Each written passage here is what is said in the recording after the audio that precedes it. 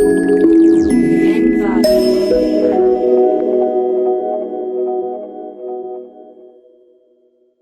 day, wonderful viewers and fans of Soludo TV. You're welcome to Soludo TV Interactive section with Apuga's strong stakeholder, a human rights activist from Mpo in Idemili North local government of Anambra State.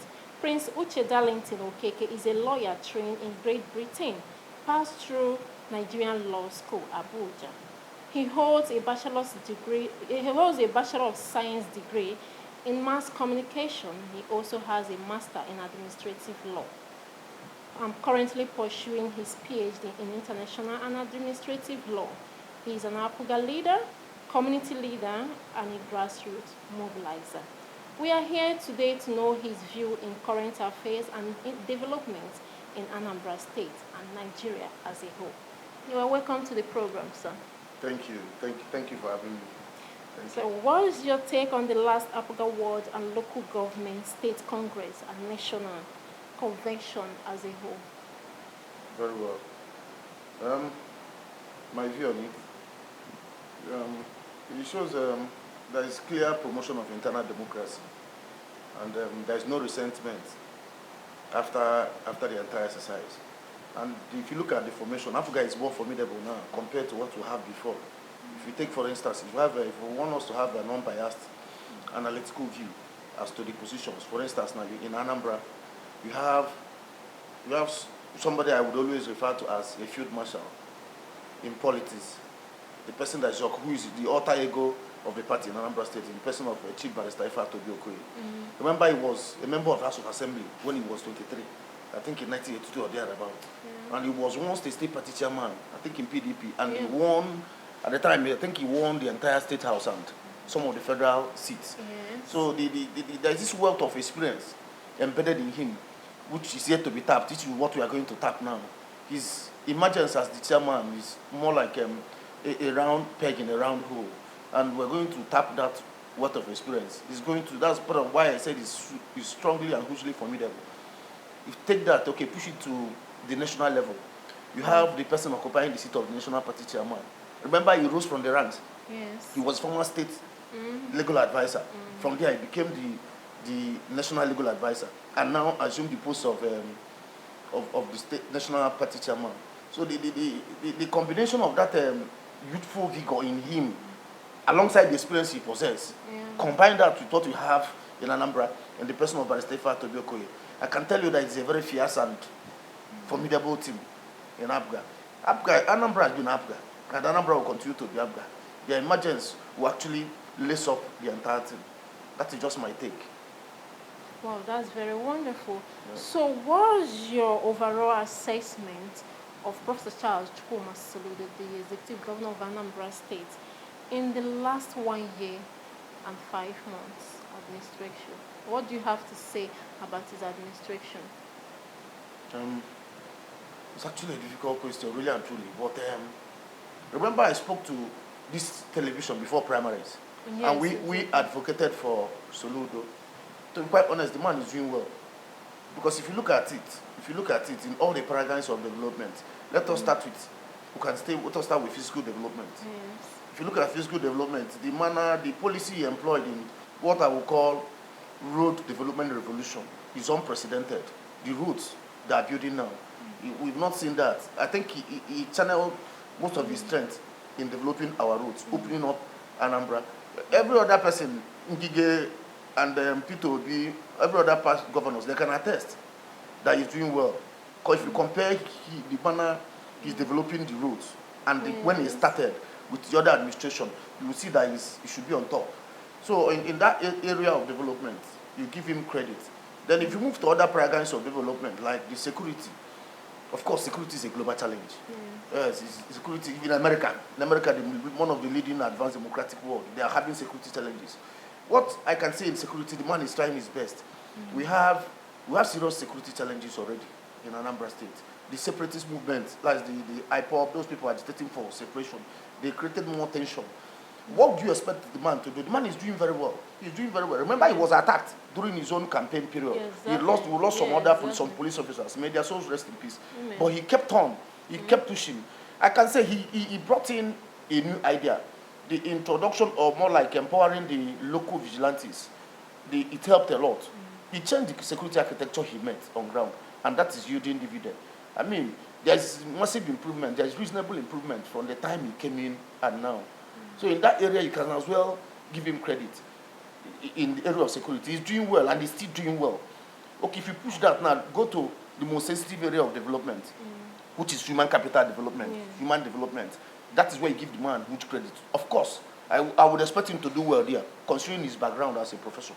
If you look at it now, he injected 5,000 teachers, unprecedented. I think the man, to show how, I think what he did as an economist, if you compare the political appointees of last administration and that of this this administration, there's reduction from what you have the last time. My thinking is that those numbers of political appointees that were being paid in the last administration, he cut them down. That resources, he channeled it towards the educational development by employing 5,000 teachers. You know what it is? 5,000 teachers in our educational sector. And that alone is a wonderful credit to the man. He's doing well. And every other areas of development. I mean, his administration is just a year and some months, and we don't expect miracle from him. But he can easily account for those number of years in terms of what he's been able to achieve. He's doing well, and we are strongly in support of what he's doing. We are strongly with him. That is what I have to say in this area for now. Well, it's very good to hear from your own side of what the governor is doing in the state, and which is a very good view of what you have. So, the governor have already said, he always think and say about the philosophy, think home, and the akulono. So what do you have to say about that? Yes, of course, it's the right call. It is the right call. It's a good call. You must think home. Home is where the heart is. And there's this feeling you would always, the moment you step into your house, the moment you step into home, there's this feeling you will get that you cannot get anywhere. It's the right call. I'm surprised to hear that some people are telling those in diaspora not to come and invest, that we don't have security, right, all those kind of things. I mean, who is going to protect our homeland? It is we, the Anambrians, that is going to protect our place. We cannot allow the miscreants, the criminals, to take over our place, and we'll be running away like cowards. Where will you run to? Is it that place that you're going to run? That place you are? It's unthinkable for somebody to be going contrary, to saying something on the contrary, when the governor said that people should come home and invest. And you don't even need the governor for you to know that you must come home, invest, safeguard your place. Anambra is our place. And we cannot run away from these people. We must stand firm. Even those he's calling, they have a lot to add. They have a lot. Apart from the economic aspect of it, they have a lot to add in our security aspect. Yes. So it's the right call. And we stand with governor. And we even lend our voice to tell our brothers in diaspora and sisters in diaspora, let them come home. Let us develop our homeland. It is in our best interest that our homeland is developed. Yes, it will, exactly. Yes. Apart from the economy, like I said now, if they come, even if it's SME, even if it's medium scale, no matter the class of industry that we set up, it will help. So it's the right call. And Anambra is still a fertile land as far as we are concerned, and still a fertile land as well in terms of development. Remember, we're the home of the biggest market in Africa. Yes. So really, yes. So them coming home to invest will help us a lot. It's the right call, and we'll stand with the governor on that. That's the position. Because people are really afraid of the security, but they don't know that once they come back and start investing on the youth and empowering people, all these things will stop because their lives will be more secure. Because part of the things that is going... So that's one of the things people don't know about. The insecurity issue, unemployment is part of the trigger. It's part of the cause of insecurity. Because an idle man is a devil's workshop. Imagine where somebody comes home to invest and you give people gainful employment. People are employing youth. Obviously, you're not going to employ an old person. It is not youth. Now you are cutting down those idle minds, channeling their minds, keeping their minds busy. And it will help us. It is the right call. That is just my take.